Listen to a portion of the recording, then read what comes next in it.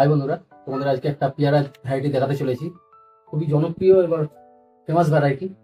এটা কমার্শিয়াল চাষও হচ্ছে আর খুবই কম সময়ের মধ্যে ফলন দিতে সক্ষম একটি পেয়ারা, যেটার নাম হচ্ছে গোল্ডেন 8।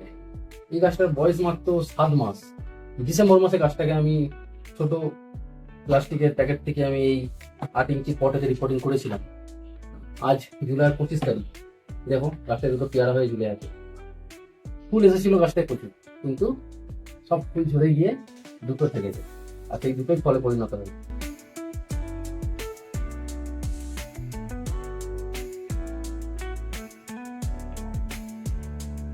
পেয়ারা সাইজ গুলো মোটামুটি 200 থেকে 250 গ্রাম হবে, যেন বানিয়ে দেবো।